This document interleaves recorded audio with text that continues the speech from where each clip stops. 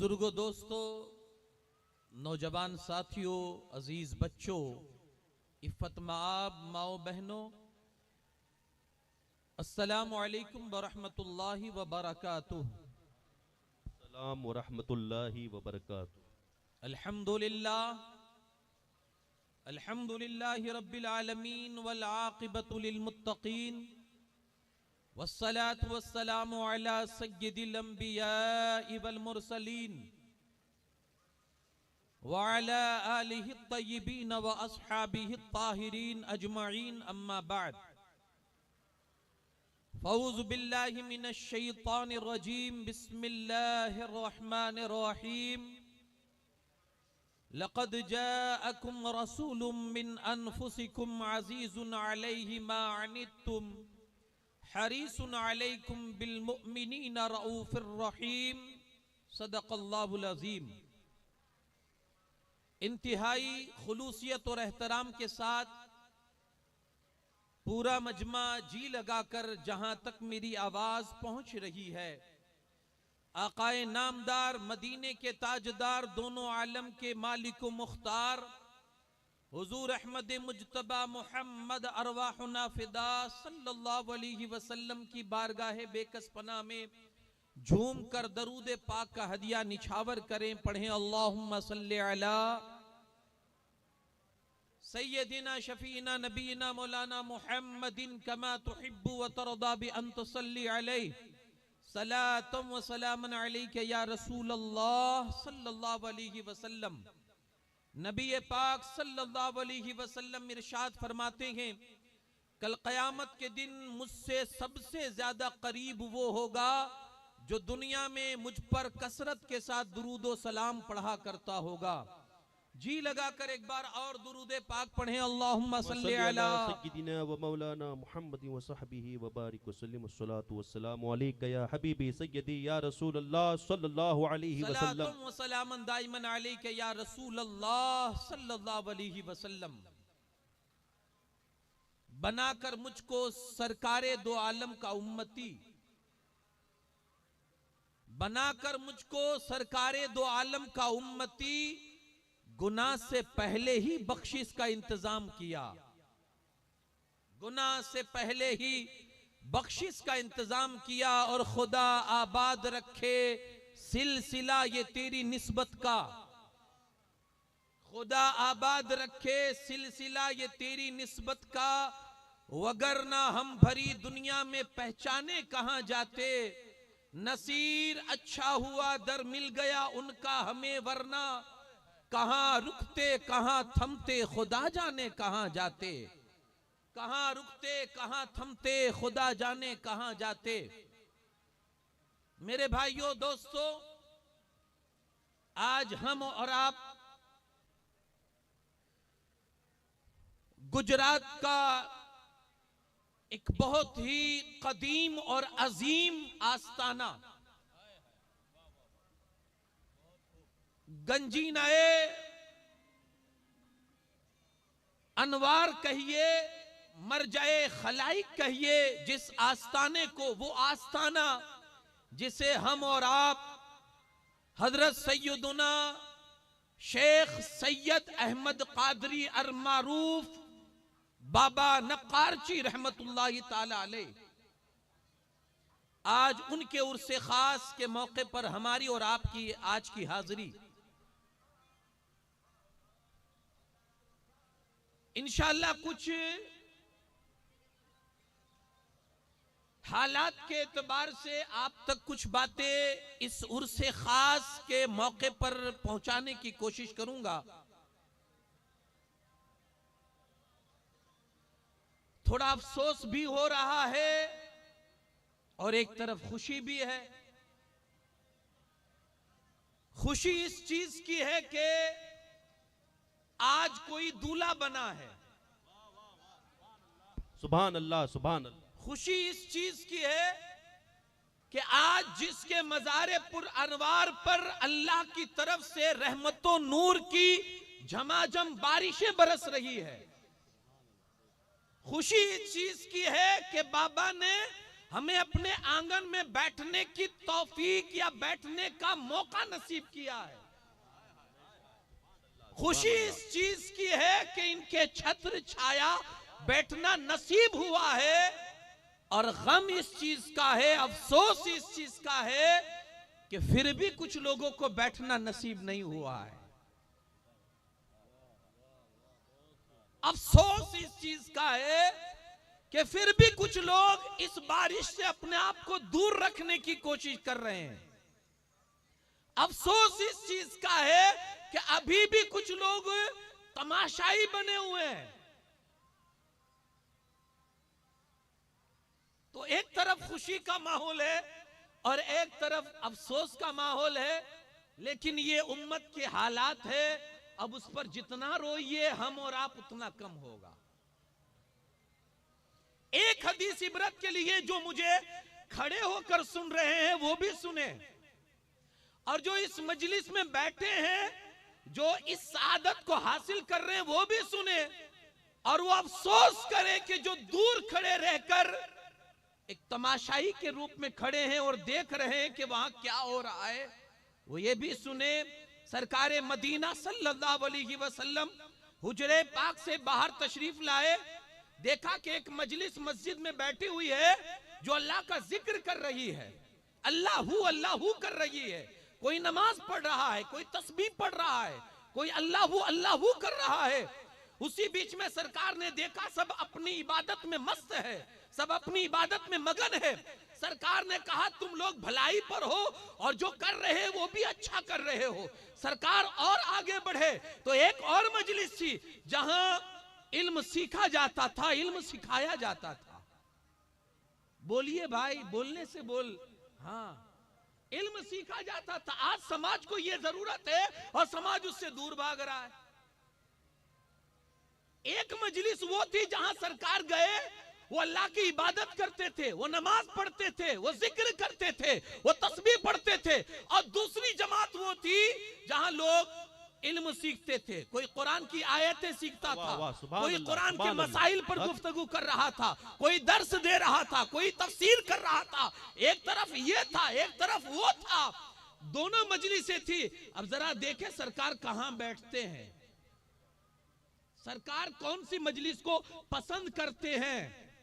ये मैं अपने उन खड़े भाइयों को, उनकी तवज्जो को अपनी तरफ मबजूल कराना चाहूंगा कि दो मजलिसें थी, एक जिक्र करने वाली और एक दर्स देने वाली, एक तालीम को आम करने वाली, एक अल्लाह रसूल का पैगाम लोगों तक पहुंचाने वाली। सरकार ने दोनों मजलिसों को कहा कि दोनों ठीक हो, दोनों ठीक काम करते हो। फिर सरकार आगे बढ़े और जहां इल्म सीखा जा रहा था, जहां इल्म सिखाया जा रहा था, जहां कुरान की तफसीर पर गुफ्तगू हो रही थी, जहां अल्लाह रसूल का अहकाम पहुंचाया जा रहा था, मेरे मुस्तफा करीम सल्लल्लाहु अलैहि वसल्लम गए और वहीं जाकर बैठ गए। सुभान अल्लाह। भले थोड़ी तादाद में लोग बैठे हैं, लेकिन यकीन मानिया कि आज हम और आप मुस्तफा की सुन्नत पर अमल करते हुए यहां बैठे हैं कि ये वो मजलिस है जिसमें हमारे और तुम्हारे आका जनाब मोहम्मदुर रसूलुल्लाह बैठा करते थे। सुभान अल्लाह, सुभान अल्लाह। नारे तकबीर, नारे रिसालत, नारे हैदरी, हजरत नगारची पीर बापू का दामन। ये वो मजलिस है जहां सरकार बैठा। जिस मजलिस को मेरे मुस्तफा पसंद करते थे उस मजलिस में हम बैठे हैं, जिस मजलिस को आका ने पसंद किया। अब ये हर किसी के नसीब में तो नहीं होता बैठना भाई। आपको क्या लगता है कि बाबा ने सबको बुलाया है? कुछ बुलाए गए हैं और कुछ आए हैं। जो बुलाए गए हैं वो खाली वापस नहीं जाएंगे, और जो आए हैं उनका कोई भरोसा नहीं, उनका कोई भरोसा नहीं। तो दुआ कीजिए कि बाबा ने बुलाया हो तो जिस मकसद से बुलाया है वो मकसद हमें नसीब भी हो जाए, वो मकसद हमें हासिल भी हो जाए, और हम वो कुछ पाले जो बाबा हमें देना चाहते हैं, हम वो कुछ पाले। यारो ये आस्ताने ऐसे है ना कि कुरान कहता है अगर दिल मुर्दा हो जाए ना, कभी इनके पास जाकर बैठ लिया करो। ये वो आस्ताने हैं जहां सिर्फ बैठने से अल्लाह मुर्दा दिलों को जिंदगी नसीब कर देता है। वाह वाह वाह, सुभान अल्लाह, वाह वाह। ये वो आस्ताने हैं। मुर्दा दिलों को जिंदगी देता है अल्लाह, ये वो आस्थाने हैं। भूल गए आप हजरत मूसा अलैहिस्सलातु वस्सलाम ने अल्लाह की बारगाह में अर्ज की, मौला तेरे किसी नेक बंदे से मिलना चाहता हूं, वली से मिलना चाहता हूं तेरे। जानते हो पता क्या दिया? कहा मूसा एक मछली लो भुनी हुई, अपने साथ रख लो और निकलो, चलना शुरू करो। जहां मछली जिंदा हो जाएगी वहीं मेरा मकबूल बंदा तुमको मिल जाएगा। चले, साथ में हजरत यूशा को भी लिया। चलते चलते एक जगह पड़ाव किया, कहा रुक जाओ थोड़ी देर आराम कर ले। हजरत मूसा सो रहे थे और हजरत यूशा जग रहे थे। मछली ने जंबील में से छलांग मारी। मछली भुनी हुई थी, मुर्दा थी, भुनी हुई थी, लेकिन अचानक उसमें जान आ गई। उसने जंबील में से छलांग मारी और दरिया में रास्ता बनाती हुई निकल गई। मूसा अलैहिस्सलाम बेदार हुए और फिर आगे सफर शुरू कर दिया। भूख लगी तो हजरत यूशा से कहा कि वो मछली कहाँ है जो हमने साथ में ली थी? कहा हजरत मैं बताना भूल गया, जिस जगह आपने आराम किया था उसी जगह वो जिंदा होकर समंदर में चली गई है। कहा यार तुमने जगह भुला दी, वही तो जगह थी जहां हमें अल्लाह का मकबूल बंदा मिलने वाला था, वही तो जगह थी। कहा पलटो वापस चलो। वहां आए तो वहां देखा अल्लाह का यकीनन एक मकबूल बंदा था। हजरत खिज़र अलैहिस्सलाम और मूसा अलैहिस्सलाम की मुलाकात उनसे हो जाती है। वाकया बताना मकसद नहीं है, बताना ये मकसद है कि अल्लाह ने जहन दिया कि जहां मुर्दा चीज जिंदा हो जाए वही वली का आस्थाना हुआ करता है। सुभान अल्लाह, सुभान अल्लाह। ये दिल मुर्दा हो चुके हैं, ये जमीर मर चुके हैं। यारो इनके आस्थाने पर अगर कभी आना हो तो ऐसे मत आओ, इस इरादे से आओ कि मौला जंग चढ़ चुका है, मौला ये दिल जमीर मर चुके हैं, अब इनको जिंदा करना है। तेरे अल्लाह तेरे नेक बंदे के आस्थाने पर बैठा हूं, इनके सदके जमीर को जिंदगी दे दे। यकीन मानिए अगर उनकी निगाहे करम उठ गई अल्लाह करम फरमाएगा और तुम्हारे मुर्दा दिल के अंदर जिंदगी अल्लाह डाल देगा। बेशक बेशक, सुभान अल्लाह। तो ये आस्थाने ऐसे ही नहीं होते यारो, यहाँ रहमतो नूर की बारिशें बरसती है। तो यहाँ जब आइए तो इस इरादे से आइए। और ये आस्थाने वो है कि जब इसके फयूज व बरकात को कलंदर लाहौरी ने पढ़ा और जब मुशाहिदा किया तो वो कलम उठाने पर मजबूर हुआ और उसने कलम उठाया। न पूछ इन खिरका पोशों को, इरादत हो तो देख इनको, यदे बैदा लिए बैठे हैं अपनी आस्तीनों में। और तमन्ना दर्द दिल की हो तो खिदमत कर फकीरों की, नहीं मिलता ये गोहर बादशाहों के खजीनों में। और खामोश ए दिल भरी महफिल में चिल्लाना नहीं अच्छा, अदब पहला करीना है मोहब्बत के करीनों में। सुभान अल्लाह, बेशक। हजरात मेरा उन्वान ये नहीं था, मैं आज एक जरूरी उन्वान आपके तहत लेकर आया हूं और हो सकता है कि आपको ये यहां से इस उन्वान के तहत कुछ मैसेज मिले और आप यहां से कुछ मैसेज लेकर तशरीफ ले जाएं। हम सब जिस रसूल की उम्मती है कि आज उस रसूल को कमा हक़हू आपने और हमने जाना। एक इंसान जो हमारे साथ रहता है, जिसको हम आता जाता देखते हैं लेकिन उसने हम पर कोई एहसान नहीं किया, तो उसकी कद्र हमारे दिल में पैदा नहीं होती। लेकिन जैसे कभी वो हमें एक चाय पिला देता है, कभी हमें अपने घर दावत खिला देता है, तो फिर जब भी वो हमारे सामने मिलता है हम उसको सलाम करते हैं। उसकी एक जगह बन जाती है हमारे दिल में। बड़ा नेक इंसान है, बड़ा दिलदार इंसान है, बड़ा दिलेर इंसान है, बड़ा सखी इंसान है। न जाने तारीफों के कितने पुल हम बांध देते हैं। क्यों? क्योंकि उसने हम पर एहसान किया है। यारों मैं जिसकी कहानी सुनाता हूं ना, उसने एक दो नहीं, ये जान, ये जिस्म, ये सब कुछ जो है ये सदका है आमिना के लाल का। ये सब कुछ सदका है आमिना के लाल का। कुरान हमको पहचान बताता है अपने नबी की, क्योंकि आज तक हमने उसको पहचाना नहीं है। हाँ, नहीं पहचाना है। इसीलिए तो मेरा इमाम कहता है पहले पहचानो, उन्हें जाना, उन्हें माना, ना रखा गैर से काम। जब तक जानोगे नहीं तो पहचानोगे कैसे यार? पहले नबी को जानो, जितना जानते चले जाओगे उतना पहचानते चले जाओगे, और जितना पहचानोगे नबी की मोहब्बत उतनी ही पैदा होती वाह चली वाह, जाएगी। सुभान अल्लाह, सुभान अल्लाह। उतनी ही नबी की मोहब्बत पैदा हो। यारो हाँ, नहीं जाना अबू जहल ने तो आखिरी दम तक कलमा नहीं पढ़ा, और जब जान लिया मस्जिद नबवी शरीफ में रहने वाले मिंबर की लकड़ी ने, तो मेरे मुस्तफा की जुदाई में वो लकड़ी रोती थी, क्योंकि उसने जान लिया था कि ये मोहम्मदुर रसूलुल्लाह है। उसने जान लिया था।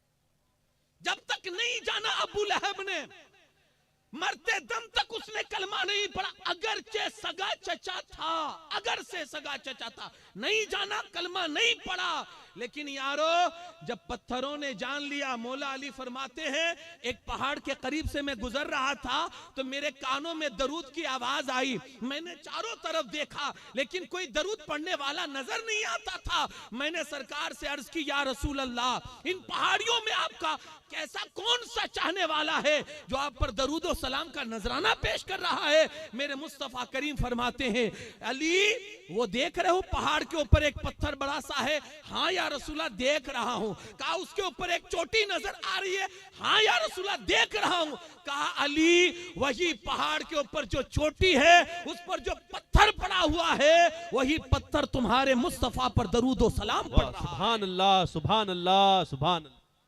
वही पत्थर दरूद और सलाम पढ़ रहा है। जानेंगे नहीं तो पहचानेंगे से। अब कुरान इंट्रोडक्शन करा, थोड़ा कुरान का अंदाज देखिए। कहता है लक़द जाकुम रसूलुम मिन अनफुसिकुम, तहकीक के तुम्हारे पास तुम्ही में से एक रसूल आया। कैसा रसूल? अजीजुन अलैहि मा अनित्तुम, तकलीफ में तुम पड़ते हो दर्द मुस्तफा को होता है। ऐसा रसूल है। ठेस तुम्हें लगती है, ठोकर में तुम आते हो, ठोकर तुम खाते हो, दर्द तुम्हारे मुस्तफा को होता है। क्या वो रसूल है? ऐसा एहसास वाला रसूल। हाँ, हमारी जुबान में और सादा लफ्जों में कहो ना तो अल्लाह ने हमें एहसास वाला रसूल अता फरमाया है। हमारे पास एहसास। आप देखिए ना, आपको एहसास देखना हो तो किसी शादी में चले जाइए। जो शादी के अंदर जो जिस घर के ऊपर शादी होती, जो घरवाला होता है, उसकी आप हालत देखिए। वो पूरा दिन दौड़ता रहेगा, वो खाना भी नहीं खाएगा। लोग उसके दस्तरखान पर बैठकर खाएंगे, उनको ये एहसास नहीं होगा कि जिसने हमें इतना बेहतरीन दस्तरखान दिया और खिलाया है उसने खाया भी है या नहीं, ये एहसास नहीं होगा। हम खाते भी जाएंगे और उसमें नुकसान भी निकालते जाएंगे। कैसा है ये? तो ऐसा किया है, ये मटन उसने कहां से मंगवाया, ये चावल उसने कहां से खरीदे। खा भी रहे होंगे और हम बुराइयां भी निकाल रहे होंगे। ये हमारा एहसास मर चुका है ना। काश के एहसास कर लिया होता कि जिसके दस्तरखान पर बैठकर खा रहे हैं पता नहीं उसने खाया भी है या नहीं। ये मेरे मुस्तफा करीम सल्लल्लाहु अलैहि वसल्लम की तालीम है।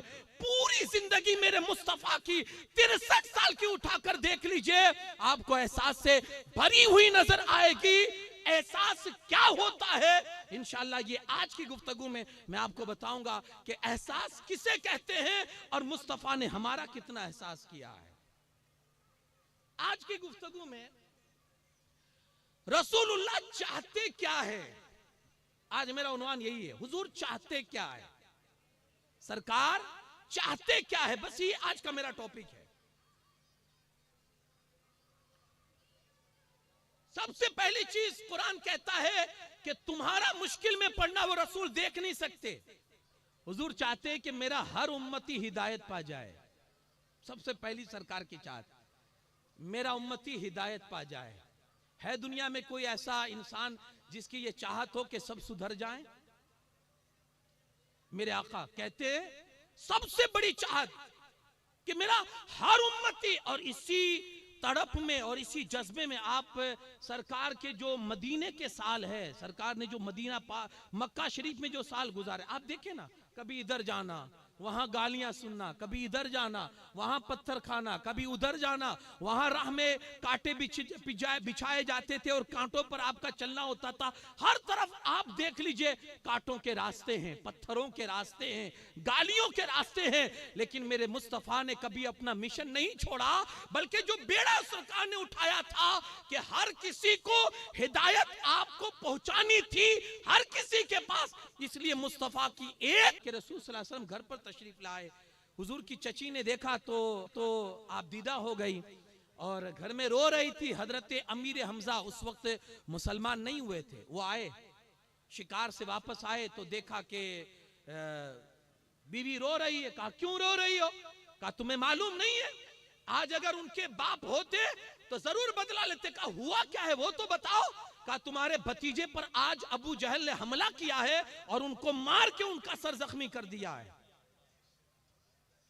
अल्लाह के रसूल सल्लल्लाहु अलैहि वसल्लम के हवाले से जैसी हजरत अमीर हमजा ने सुना तो अभी जो हथियार आपके हाथ में थे, जो सफर का जो कुछ भी पहना था, शिकार के लिए जो गए थे और जो कुछ हथियार थे अभी आपने उतारे नहीं, वापस घोड़े पर बैठ जाते हैं और वापस चलते हैं और सीधा जाते हैं, ढूंढते अबू जहल कहाँ है। गए, देखा सामने बैठा है, जाकर पहले खूब उसको डांटा और अपनी तलवार से आपने तलवार के दस्ते से उसके सर पर इतना जोर से मारा कि उसका सर फट गया और वो शिद्दत से कराहने लगा। कहा आज तो तू मुझे मेरे भतीजे को तूने आज तो तकलीफ पहुंचाई है, अगर आज के बाद आंख भी उठाकर देखी तो मुझसे बुरा कोई नहीं होगा। ये धमकी देने के बाद आप वहां से निकलते हैं और सरकार की बारगाह में आते हैं। भतीजे खुश हो जाओ क्योंकि मैंने तुम्हारे इस जख्म का बदला अबू जहल से ले लिया है।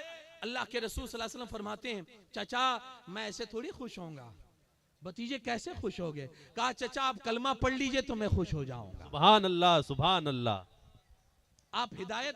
आपको हिदायत मिल जाए ना तो मेरी खुशी इसी में है कि हर उम्मती हिदायत पा जाए। सरकार की ये चाहत है। कहा बस कलमा पढ़ लीजिए।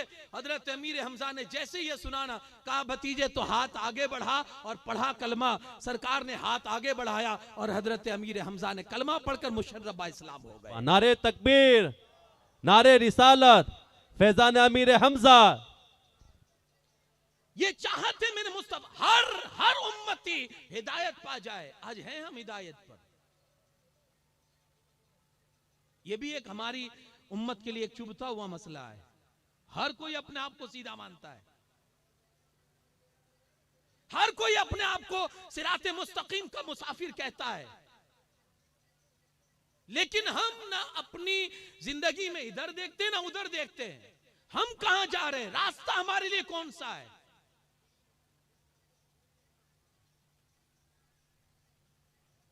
मेरे मुस्तफा करीम सल्लल्लाहु अलैहि वसल्लम एक ही चाहत मेरा हर उम्मती हिदायत पा जाए। एक जगह खड़े हुए थे सरकार, एक जनाजा निकला। मेरे मुस्तफा करीम सल्लल्लाहु अलैहि वसल्लम, जनाजा आगे गुजर गया, हुजूर रोने लगे। सरकार रोए तो किसी ने कहा हुजूर ये आप जो रो रहे हैं ये किसी मुसलमान का जनाजा नहीं है, ये यहूदी का जनाजा है, आप रो रहे हैं। एक यहूदी का जनाजा है ये। मुस्तफा करीम सल्लल्लाहु अलैहि वसल्लम फरमाते हैं मैं इसलिए नहीं रो रहा हूं कि ये एक जनाजा है, मैं इसलिए रो रहा हूं कि काश ये कलमा पढ़ लेता और हिदायत पा जाता तो आज जहन्नम की बजाय जन्नत में जा रहा होता। मेरी ख्वाहिश ये है कि मेरा हर उम्मती जन्नत का मुसाफिर हो जाए। ये दर्द हमारी समझ में नहीं आएगा जो मेरे आका का दर्द है। आज भी यही दर्द है मेरे मुस्तफा को कि मेरा हर उम्मती संवर जाए, हर उम्मती संवर जाए। आज भी ये दर्द है। एक ईसाई बच्चा था सरकार सल्लल्लाहु अलैहि वसल्लम के जमाने में, ईमान नहीं लाया था, लेकिन सरकार को जहां कहीं देखता मुस्कुरा देता था, सिर्फ मुस्कुराता था, जहां देखता मुस्कुराता था। एक दिन बीमार हुआ, सरकार को पता चला कि वो फलाना जो नसरानी है, ईसाई, वो बीमार है। सरकार उसकी इयादत के लिए, उसकी तबीयत पूछने के लिए गए। वो देखकर सरकार को मुस्कुराने लगा, बिस्तर पर है। सरकार ने उसके चेहरे पर और उसके आंखों में जब अपनायत देखी तो सरकार फरमाते, कलमा क्यों नहीं पढ़ लेता, कलमा क्यों नहीं पढ़ लेता, मुसलमान क्यों नहीं हो जाता। उसने वो बीमारी की हालत में, बिस्तर की हालत में अपने बाप के चेहरे की तरफ देखा। बाप इशारे से कहता, बेटा तेरी समझ में जो आए तू कर, मेरी तरफ से तुझे खुली छूट है, तू कर सकता है। बस इतना कहना था, उसने जुबान पर जारी किया, अशहदु अल्ला इलाहा इल्लल्लाह व अशहदु अन्ना मुहम्मदन अब्दुहु व रसूलुहु। इधर उसका ये कहना था, उसी वक्त उसकी जान, उसकी रूह निकल जाती है, उसका इंतकाल हो जाता है। सरकार तशरीफ बाहर लाते हैं और बाहर लाने के बाद अल्लाह का शुक्र करते हैं। अल्लाह का शुक्र है कि आज मेरी वजह से ये बंदा दोज़ख से बच गया। जो नबी हमें जीते जी दोज़ख से बचाना चाहते हो, आज भी कब्र अनवर में जो हमें दोज़ख से बचाना चाह रहे हैं और हमें अपने फरामीन के जरिए दोज़ख से बचने की बहुत सारी चीजें हमारे सामने आज उन्होंने रख दी है, लेकिन फिर भी अगर उम्मती जबरदस्ती और जिद करके अगर दोज़ख का रास्ता ले तो अब कोई क्या कर सकता है। आज भी सरकार यही चाहते, मेरा उम्मती दोज़ख के रास्ते को छोड़कर जन्नत का मुसाफिर हो। आज भी सरकार ये चाहते। तो सरकार की पहली चाहत क्या है? आज मैं अलग अलग चाहते सरकार की बताऊंगा। पहली चाहत क्या है कि मेरा हर उम्मती हिदायत पा जाए, बस पहली चाहत, हर उम्मती हिदायत पा जाए। दूसरी चाहत कि मेरे उम्मतियों को आसान शरीयत मिल जाए, हर हुक्म इनके लिए आसान हो जाए। लोग कहते हैं यार आज इस्लाम पर अमल करना बहुत मुश्किल है, यह हम कहते हैं। एसियों में वेलवेट पर सजदे करने वाले कहते हैं कि इस्लाम पर अमल करना मुश्किल है। ठंडियों में गीजर से वजू करने वाले कहते हैं कि इस्लाम पर अमल करना मुश्किल है। सेकी सिकाई रोटी खाकर दीन उनके पास जो मुकम्मल असली सूरत में जो उन्हें मिला है, वो ये कहते हैं कि इस्लाम पर अमल करना मुश्किल है। यारो पूछो बिलाल हबशी से कि दीन पर अमल करना आपके लिए क्या था और आपके जमाने में मुश्किल था या नहीं। जब आपको धूनी दी जाती थी, जब आपके जिस्म को नंगा करके मक्का की तपती हुई रेत पर लेटाकर उस पर वजनी पत्थर रख दिया जाता था ताकि बिलाल टस से मस ना हो। उनका जो मालिक था उमैया, वो कोड़े मार मार कर उनसे कहता था कि बिलाल ये सदा जो तू अहद की लगा रहा है ये बंद कर दे। बिलाल की जुबान पर कोड़े खाने के बावजूद भी एक ही सदा होती थी, ये वो नशा नहीं जिसे तुरशी उतार दे, ये वो नशा नहीं जिसे तुरशी उतार दे। हम ये कह रहे हैं कि हमें दीन पर अमल करना मुश्किल है। कोई बिलाल हबशी से पूछे, अल्लाह अकबर, किसी ने बिलाल से पूछा था कि बिलाल ये मार खा रहे हो, कोड़े खा रहे हो और उसमें मुस्कुरा रहे हो, वाह वाह वाह, उसमें मुस्कुरा रहे हो, कोड़े पर कोड़े खाए जा रहे हो, मार में भी कोई मुस्कुराता है, मार खाते हुए भी कोई हंसता है। तो बिलाल हंसते हुए कहते थे, तुम कभी मिट्टी की मार्केट में मिट्टी के बर्तन खरीदने गए हो? कहा हाँ। तो कहा तुम जाकर जब मिट्टी का बर्तन खरीदना होता है तो क्या करते हो? तो कहा पहले मिट्टी के बर्तन को ठोक ठोक कर देखते हैं कि पक्का है या कच्चा। कहा आज बिलाल को भी उसका रब ठोक ठोक कर देखता है कि बिलाल कच्चा है या पक्का।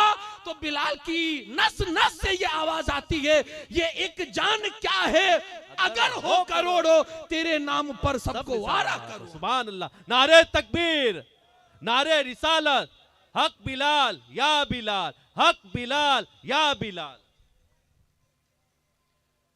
आज हम ये कह रहे हैं कि दीन पर अमल मुश्किल है, जबकि मुस्तफा करीम ने हमारे लिए इतनी सहूलतें पैदा कर दी, इतनी सहूलतें। सुनो तो सही यार, कितनी सहूलतें। मेरी उम्मत पर भारी हो जाएगा, इसलिए हुजूर फरमाते अगर मुझे ये डर ना होता कि मेरी उम्मत पे भारी होगा तो मैं ईशा की नमाज को लेट कर देता। अगर मेरी उम्मत पर भारी ना होता तो मैं हर नमाज के अंदर मिसवाक करना उन पर वाजिब कर देता। नहीं किया, क्यों? मेरी उम्मत नहीं कर सकेगी। 50 नमाजें मिली थी, 50।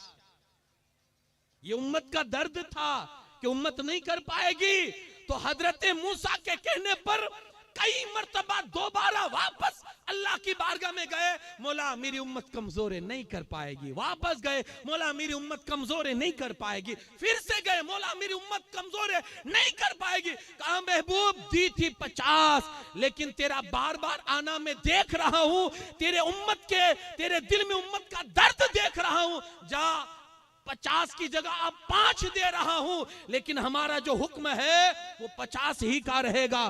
पढ़ेगी तेरी उम्मत 5, लेकिन तेरे तुफैल, तेरे सदके में 5 के बदले में सवाब 50 का अता करूंगा। तो ये जो दर्द मुस्तफा को था, मेरी उम्मत पर हार्ड ना हो जाए, शरीयत इसलिए आसान कर दिया। बिल्कुल आसान शरीयत हमें और आपको दी, बिल्कुल आसान शरीयत। कैसी आसान शरीयत? कुछ लोग आए एक सहाबी की शिकायत लेकर, या रसूलुल्लाह सल्लल्लाहु अलैहि वसल्लम नमाज बड़ी लंबी पढ़ाते हैं, नमाज बड़ी लंबी पढ़ाते हैं। हुजूर मजदूर आदमी है, खेड़ूत आदमी है, खेती करके पूरे दिन थक जाते हैं। अब रात में जब वो लंबी नमाज पढ़ाते हैं तो नमाज पढ़ने में बड़े मुश्किल होती है। अल्लाह के रसूल सल्लल्लाहु अलैहि वसल्लम ने उनको बुलाया। बुलाने के बाद हुजूर नाराज हुए, और नाराज होकर क्या फरमाते जानते हैं? मैं लोगों को दीन के करीब करता हूं और तुम दूर करते हो। मैं लोगों को करीब करता हूं, तुम भगाते हो। ये तुम्हारा रवैया है। आखिर नमाजी तो पढ़ाते थे, अल्लाह की इबादत ही तो करवाते थे, उसके बावजूद सरकार की ये नाराजगी। यानी सरकार नहीं चाहते कि मेरी उम्मत पर किसी तरह का कोई वजन आए, किसी तरह का कोई बोझ आए, या उन पर शरीयत हार्ड हो, अहकामात हार्ड हो। इसलिए मेरे सरकार की चाहत यह भी है कि आसान से आसान शरीयत मेरी उम्मत को नसीब हो जाए, आसान से आसान शरीयत।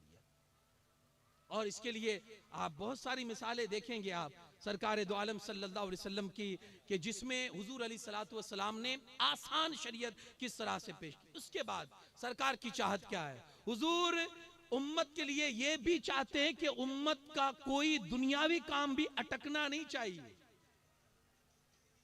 हम ये समझते हैं कि सरकार हमें, शायद कोई समझता होगा कि हम परेशानी में हैं, हम दुख में हैं, पूरी जिंदगी मसाइब में घिरी हुई है, लेकिन उसको शायद ये एहसास नहीं है कि जो मदीने में आराम फरमा है ना, वो हमारे पल पल की खबर रखता है, पल पल की खबर।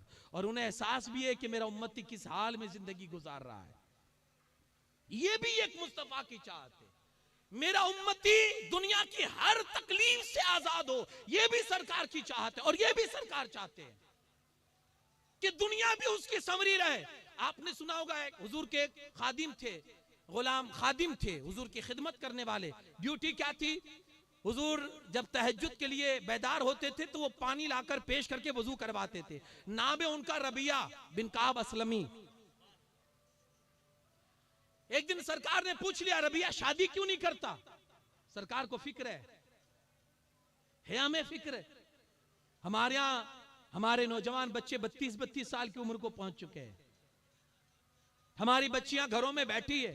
कभी आपने कोई इस फिक्र इसके तहत कभी सुन्नत मुस्तफा पर अमल किया है कि यह भी एक फिक्र होनी चाहिए मुसलमान के अंदर कि जिनकी शादी नहीं हुई है, उम्मत की यह जिम्मेदारी है कि उनकी शादी करवाए। यह भी मुस्तफा की सुन्नत में शामिल है।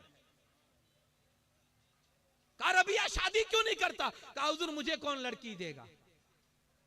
बात टल गई। दूसरा दिन हुआ, रबिया शादी क्यों नहीं करता? हुजूर मेरी शक्ल क्या है, मेरे पास क्या है कि कोई मुझे लड़की देगा? सरकार मुझे कौन देगा? बात टल गई। तीसरा दिन हुआ, रबिया शादी क्यों नहीं करता? साहबा हुजूर के मिजाज से वाकिफ होते थे। अब ये नहीं कहा सरकार मुझे कौन देगा, अब समझ गए कि हुजूर करवाना चाहते हैं, समझ गए कि हुजूर करवाना चाहते हैं। या रसूलल्लाह तो फिर करवा दीजिए ना। अब ये नहीं कहा कि मुझे कौन देगा, अब डायरेक्ट या रसूलल्लाह तो फिर करवा दीजिए ना। सरकार दो आलम सल्लल्लाहु अलैहि वसल्लम ने फौरन एक सहाबी को बुलाया, कहा सोने का एक टुकड़ा लाओ मुझे रबिया की शादी करवानी है। एक सहाबी को हुजूर ने शादी वो महर में रख के शादी करवा दी। एक सहाबी को बुलाया कि कुछ खाने का इंतजाम करो, मुझे रबिया का वलीमा करवाना है। ये भी सरकार की सुन्नत मुबारक है कि कौम का कौन सा बच्चा किस दुख में परेशान है, कौम का कौन सा बच्चा आज सुसाइड करते हैं, कौम के बच्चे, कौन सी जिम्मेदारी हमने निभाई? अपने हाथों अपनी जिंदगियां बर्बाद कर रहे हैं, कौन सी जिंदगी हमने बचाई? और हम ये दावा करते हैं कि हम उम्मत मुस्तफा है, उम्मत रसूल है। उम्मत रसूल होने के नाते हमारी जिम्मेदारी ये भी बनती है कि उम्मत का ये एहसास भी अपने अंदर पैदा करे जो मुस्तफा ने हमें सबक दिया है कि रबिया को देखा कि शादी नहीं हुई, मुस्तफा ने उनकी शादी करवा दी। हुजूर को ये भी दर्द है, ये भी दर्द है, उम्मत का दर्द, उम्मत का दर्द ये हमारे अंदर से बिल्कुल खत्म हो चुका है। मैं अक्सर एक मिसाल देता हूं कि आज तो लोग आप ये कह ले कि बिल्कुल रस्मी और रिवाजात वाले लोग आज हो चुके हैं। पहले जमाने में ये होता था कि किसी का अगर एक्सीडेंट हो जाता था तो मरने वाला, गिरने वाला, जख्मी होने वाला एक होता था, बचाने वाले हजार होते थे। आज अगर कोई जख्मी रोड पे पड़ता है ना, गिरने वाला एक ही होता है और उसका वीडियो बनाने वाले हजार होते हैं, बचाने वाला कोई नहीं होता है। ये सीन निकल गया है, बचाने वाला जो सीन है वो निकल गया। लोग इस डर से उसका हाथ तक नहीं छूते, हाथ तक, कि कौन जिम्मेदारी ले, क्योंकि एहसास मर चुका है, एहसास मर चुका है। जो मजहब हमें ये तालीम देता है और ये सबक सिखाता है, ये पाठ पढ़ाता है कि मूसा के बनी इस्राइल के जमाने की एक खातून जो कैरेक्टर लूज थी, जिसका गंदा कैरेक्टर था, जो फाहिशा थी, लेकिन एक प्यासे कुत्ते की प्यास को उसने बुझा दिया, अल्लाह पाक ने उसके सारे गुनाह को माफ करके उसको जन्नती बना दिया। यह हदीस सुनने के बाद भी, यह हदीस सुनने के बाद भी कुत्ते की जान बचाना तो बहुत दूर की बात है, आज हम इंसान की जान नहीं बचाते। एहसास मर चुका है। मेरे मुस्तफा करीम सल्लल्लाहु अलैहि वसल्लम, जंगे बद्र जब हुई तो कुछ मुशरिकीन और कुछ कुफार को कैद किया गया, मदीने लाया गया। साहबा इतने गुस्से में थे कि उनके हाथ पांव बांध दिए रस्सियों से, साहबा ने रस्सियों से बांधे और ले जाकर एक रूम में बंद कर दिया। आधी रात हुई, आधी रात सरकारे दो आलम सल्लल्लाहु अलैहि वसल्लम कभी उधर जा रहे, कभी इधर आ रहे, कभी उधर जा रहे, कभी इधर आ रहे। एक सहाबी देख गए, या रसूल अल्लाह सल्लल्लाहु अलैहि वसल्लम, ये तो आराम करने का वक्त है और आप इधर से उधर, नींद नहीं आ रही है? सुने हुजूर का एहसास देखे, कहा क्या बताऊं, अब्बास के कराहने की आवाज आ रही। हजरत अब्बास भी गिरफ्तारों में थे, मुजरिमों में थे, इस्लाम नहीं लाए थे, हुजूर के सगे चचा है, इस्लाम नहीं लाए थे। कहा अब्बास के कराने की आवाज सोने नहीं दे रही है। साहबी ने देख लिया कि हुजूर के चचा जो गिरफ्तार करके लाए गए हैं, उनके हाथ जो टाइट बांधे हैं, कस के बांधे हैं, तो शायद उसकी वजह से वो कराहते हैं। तो सरकार नहीं सो, वो साहबी ने जाकर थोड़ी रस्सी का जो एंडन था, जो गांठ थी, उसको ढीली कर दी।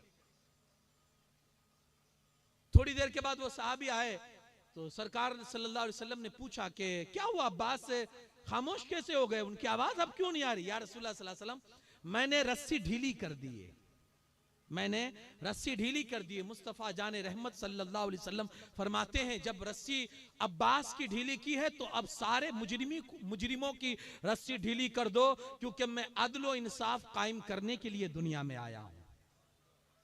बताना ये एहसास सरकार बता रहे हैं कि एक आदमी कराह रहा है, सरकार की नींद उड़ी हुई है, सरकार नहीं सो पा रहे हैं।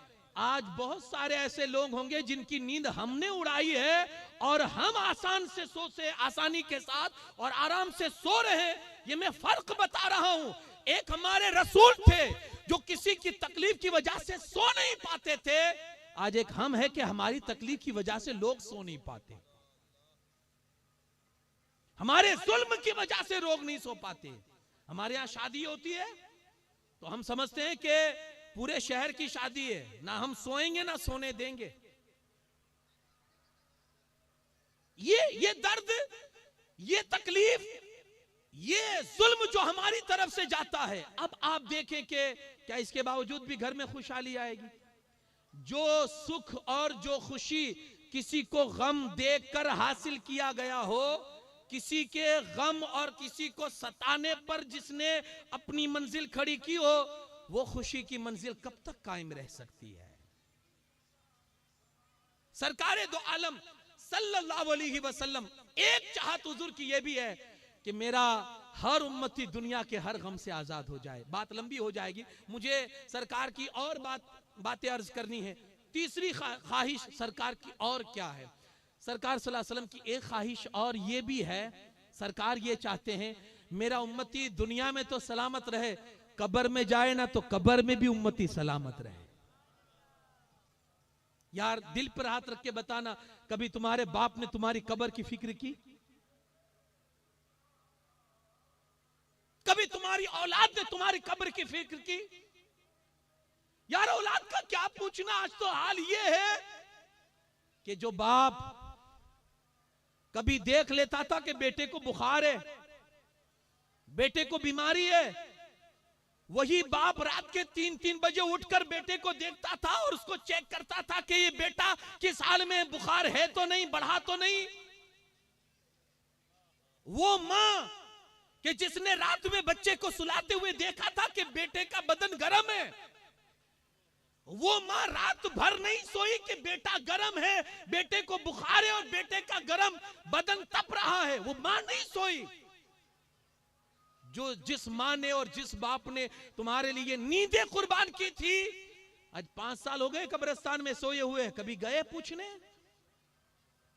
10 साल हो गए तुम्हारा बाप कब्र में लेटा हुआ है, कभी एहसास हुआ कि किस हाल में है? जो रात के 3-3 बजे तक तुम्हें उठकर देखता था कि बेटे को बुखार तो नहीं है ना, वो बेटा आज भूल चुका है बाप को कब्रिस्तान में छोड़े हुए।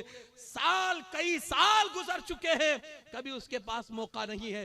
वो बेटा तुम्हें याद करेगा, वो बेटा तुम्हारी कब्र बनाने की फिक्र करेगा? नहीं यार, लोग बहुत जल्दी भूल जाते हैं और लोगों ने भुला दिया हमें। लेकिन यारो, कायनात में एक हस्ती ऐसी भी है और उसे आमिना का लाल कहते हैं, जो तुम्हारी दुनिया भी भली चाहता है और वो ये भी चाहता है कि जब तुम कब्र में चले जाओ तो वहां भी तुम सुकून की नींद सो सको। सुभान अल्लाह, सुभान अल्लाह।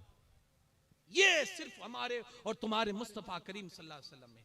जा रहे सवारी पर बैठे हैं सरकार, सवारी बिदकी फड़की, सरकार ने सवारी को रोका, एक झाड़ से टहनी को सरकार ने तोड़ा और उसके 2 टुकड़े किए और सामने 2 कब्रें थी, सरकार ने वहां दोनों कब्र पर एक एक डाल जो थी टहनी थी उसको गाड़ दिया। साहबा जो साथ में थे, या रसूलल्लाह ये क्या?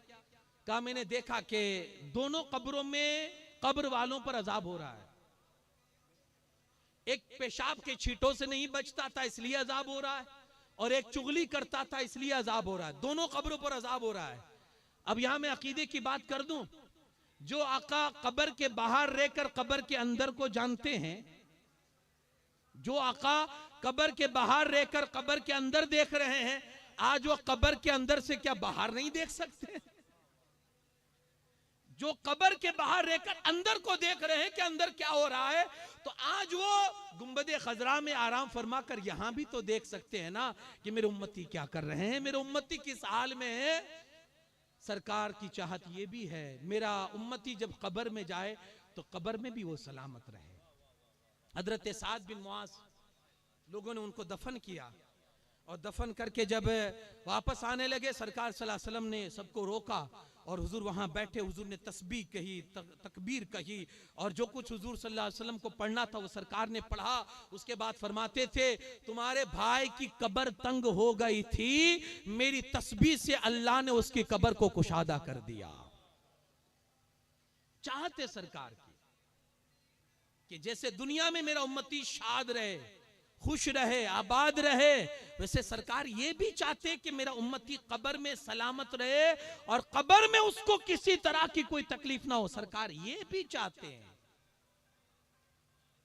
और आप देखें सरकार की चाहत जैसे कब्र में सरकार चाहते हैं कि सलामत रहे मेरा उम्मती, ऐसे सरकार ये भी चाहते हैं कि जब कब्र से उठने का वक्त आए और जब आखिरत बर्पा हो तो सरकार चाहते हैं कि आखिरत में भी मेरा उम्मती सलामती के साथ रहे, आखिरत में भी। अब बताइए कोई दुनिया बची है जहां सरकार ने आपकी भलाई ना चाहिए हो? आपका बाप आपकी इतनी भलाई नहीं सोचेगा जितना सरकार हमारी भलाई सोचते। दुनिया से लेकर कब्र से लेकर आखिरत तक सरकार ने हर जगह हमारी भलाई सोची। बल्कि मेरे मुस्तफा करीम सल्लल्लाहु अलैहि वसल्लम फरमाते हैं अल्लाह ने हर नबियों को एक दुआ अता फरमाई थी। अल्लाह ने हर नबियों को लाजमी तौर पर वो दुआ नबी की कबूल होगी ही होगी, ये अल्लाह ने हर किसी को अता फरमाई। हुजूर फरमाते हैं सब नबियों ने इस्तेमाल कर लिए, मैंने अपनी उम्मत की नजात के लिए आखिरत में बचा के रखी है। मैंने अपनी उम्मत की नजात के लिए आखिरत में बचा के रखी है। हाँ, सरकार फरमाते हैं कि जब कयामत का दिन होगा तो नबियों के लिए बड़े बड़े मिंबर सजाए जाएंगे, सब मिंबर पर बैठेंगे, सारे नबी मिंबर पर बैठे होंगे। सरकार फरमाते हैं मेरा मिंबर खाली होगा, मेरा खाली होगा, सारे नबी मिंबर पर बैठे होंगे, मेरा मिंबर खाली होगा। अल्लाह के रसूल सल्लल्लाहु अलैहि वसल्लम के इस फरमान पर कुछ सहाबा ने अर्ज की या रसूलुल्लाह सल्लल्लाहु अलैहि वसल्लम आपका मिंबर खाली होगा तो आप कहां तशरीफ फरमा होंगे, आप कहां होंगे? मेरे मुस्तफा करीम सल्लल्लाहु अलैहि वसल्लम फरमाते हैं यारो उस वक्त मैं सजदे की हालत में होऊंगा और अपने रब से दुआ कर रहा होऊंगा रब्बे हबली उम्मती रब्बे सल्लिम उम्मती, ए अल्लाह आज मेरी उम्मत की मगफिरत फरमा दे। कौन सी ऐसी जगह है जहां सरकार ने हमारी भलाई ना चाहिए हो? कौन सी ऐसी जगह है? कौन सी ऐसी जगह है? आखिरी वक्त में और आखिरत में भी सरकार, और ये तो इंशाल्लाह वहां वो सुहाना वक्त होगा जब उम्मती देखेगा कि हर तरफ सरकार ही का डंका बज रहा होगा। है फकत इतना सबब है इनेकादे बज़्म महशर का कि उनकी शान महबूबी दिखाई जाने वाली है। सुभान अल्लाह, सुभान अल्लाह। हाँ यारो, जिस नबी ने हर समय पर हमारा भला सोचा, भला चाहा, उस नबी की करम नवाजियां कम नहीं है। बल्कि कयामत के दिन मेरे सरकार सल्लल्लाहु अलैहि वसल्लम फरमाते हैं 120 सफ़े कयामत के दिन होगी जिसमें से 80 सफ़ सिर्फ और सिर्फ मेरे उम्मतियों की होगी। सुभान अल्लाह, सुभान अल्लाह, वाह वाह। और ये जो सादत हुजूर के सदके उम्मतियों को मिलेगी, हुजूर फरमाते हैं सबसे पहले अल्लाह हिसाब भी मेरी उम्मत का लेगा, सबसे पहले अल्लाह जन्नत में दाखिला भी मेरी उम्मत को अता फरमाएगा। ये सारी जो फजीलतें, ये सारे जो एजाजात, ये सारी जो करामतें बंदों को हासिल होगी, उम्मत को हासिल होगी, ये सब कुछ सदका होगा जनाब मुहम्मदुर रसूलुल्लाह का। आज उस रसूल का हमारी और आपकी जिंदगी में रोल क्या है, ये मैंने चाहत बताई। यार जो एक चाय पिला देता है ना, वो जब भी सामने मिलता है हम सलाम ठोकते हैं, भले वो पीठ पीछे हमारी बुराई करता हो। एक चाय पिलाई हम सलाम ठोकते हैं। जिसने पल पल हमारी भलाई चाहिए हो, जिसने पल पल हमारा भला सोचा हो, जो यहां भी हमारा भला सोचे, कब्र में भी हमारा भला सोचे और कयामत में भी। मेरे मुस्तफा तो एक हदीस में फरमाते हैं वल्ला सौफ युअतीका रब्बुका फतरदा, मेरा रब मुझसे कहेगा महबूब आज तेरी खुशी देखी जाएगी, बता तू किस में राजी होगा।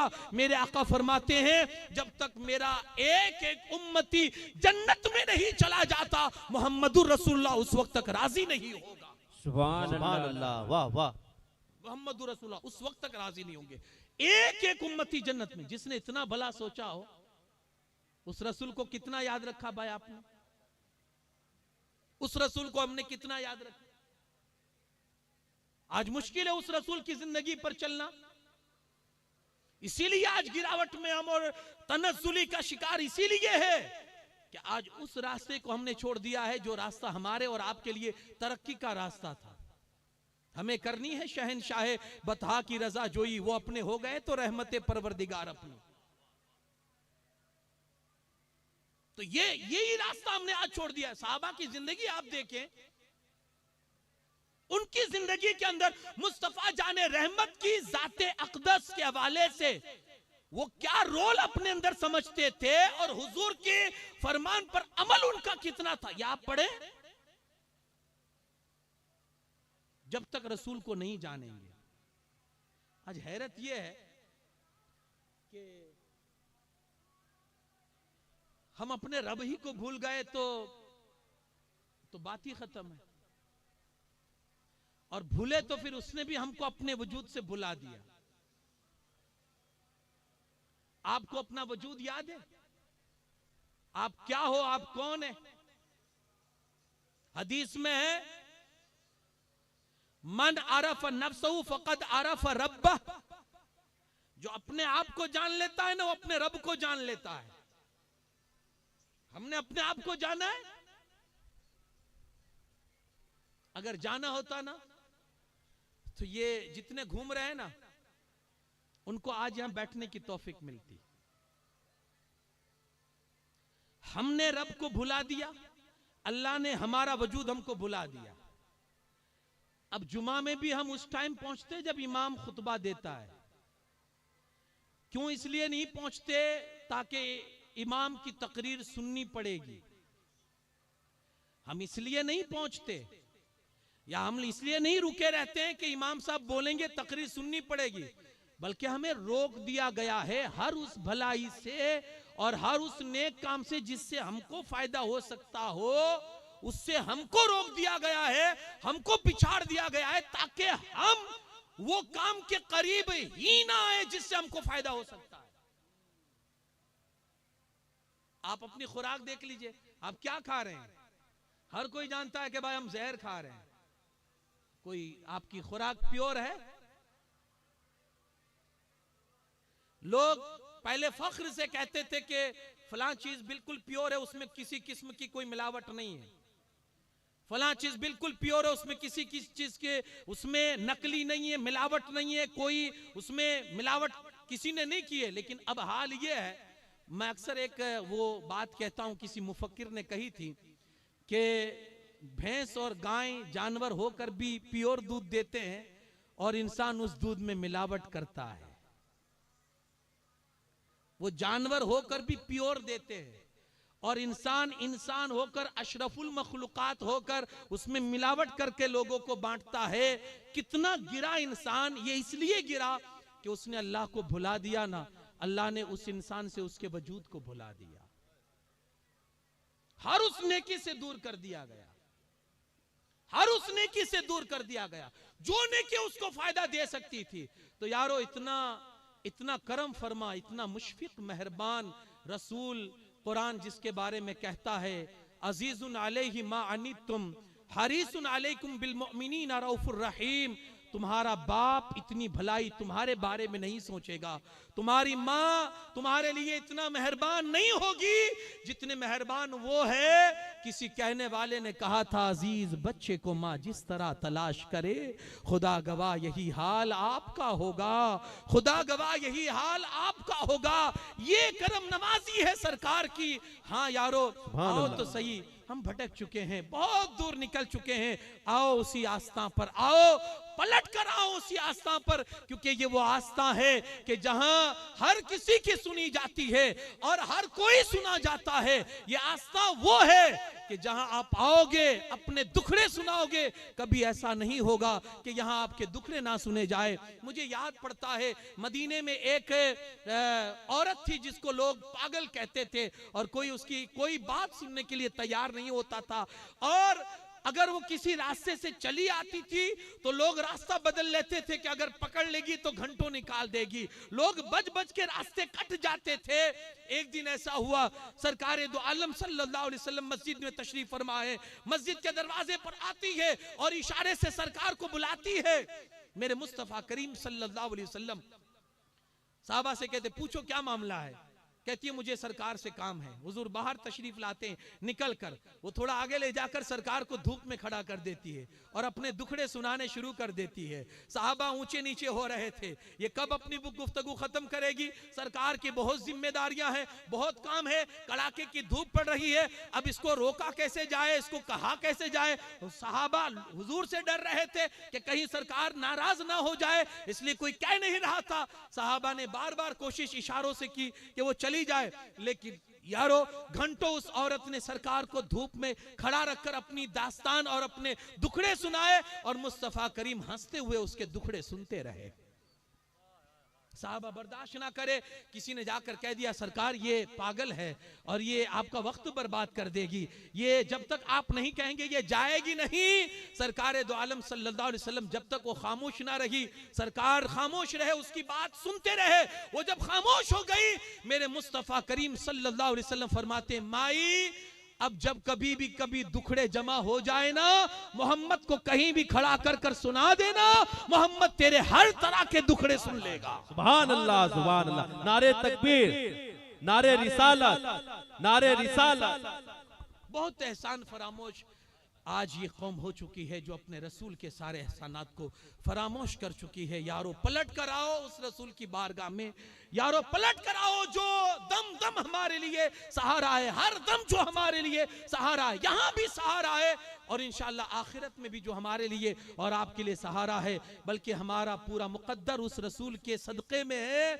आज जो कुछ मिला उस रसूल का सदका है और वहां भी जो कुछ मिलेगा रसूल के सदक़े मिलेगा। पलट कर आओ उस जिंदगी में, पलट कर आओ उस रसूल के उसवा पर, पलट कर आओ उस रसूल की सीरत पर। आज हम और आप जिस उर्से खास के मौके पर यहाँ सैयद नगारची बाबा दामद सैयद नगारची बाबा रहमतुल्लाहि ताला अलैह के दयार में जो आए हैं, आज के मेरा आखिरी पैगाम आपके लिए यही है। सरकार ने हर मौके पर हमारी खैर खाही चाही, हमारा भला सोचा, हमारा भला चाहा। हमने उस सरकार को अपनी जिंदगी में, सरकार का रोल क्या है और हमने कहां कहां सरकार को याद किया। हाँ यारो, आज भी अगर उम्मत एक प्लेटफॉर्म पर आ जाए और वो सरकार की जिंदगी पर अमल करना और हुजूर के उसवा पर अमल करना शुरू करे, आज भी इनकलाब आ सकता है। कहने वाले ने गलत नहीं कहा है कि मोहम्मद से वफा तूने तो हम तेरे हैं, ये जहां चीज है क्या लोहो कलम तेरे है। वाह वाह वाह। अल्लाह बस अमल की तौफीक बख्शे और आज की जो भी मेरी गुफ्तगू हुई है अल्लाह उस पर मुझे और हम सबको अमल करने की तौफीक अता फरमाए। सरकार अहमद शाह कादरी रहमतुल्लाहि ताला अलैह का फैज़ान हम पर जारी और सारी फरमाए। आपके दयार पर, आपके मज़ारे पुर अनवार पर आज जो कुछ भी रहमत व अनवार की बारिशें झमाझम बरस रही है, अल्लाह करीम उसके छींटे हमें भी नसीब फरमाए और इन औलिया का फैज़ान हम सबको नसीब फरमाए। अल्लाह करीम हमारा जमा होना कबूल करे, जो हमारे जमा होने का जरिया बने अल्लाह करीम उनकी काविशों को कबूल फरमाए और उन्हें सादत दारेन से माला माल फरमाए। वमा अलैना इल्लल बलागुल मुबीन। अस्सलामु अलैकुम व रहमतुल्लाह।